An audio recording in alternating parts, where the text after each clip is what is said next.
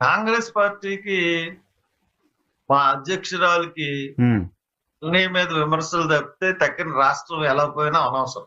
ఉమ్, ఉమ్, కానీ ఎక్కువగా ఆమె టార్గెట్ చేసేది అలానేనే. ఉమ్, ఉమ్, ఉమ్, తెలుగుదేశం కన్నా, ఉమ్, కూటమి కన్నా, బీజేపీ కన్నా ఉమ్, ఆమె ఎక్కువగా టార్గెట్ చేస్తున్నది అలానే మీద. ఉమ్, సో దాట్ అధికార పార్టీలో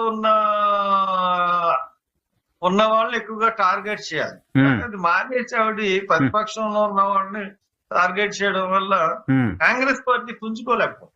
ఉమ్, ఉమ్, ఉమ్.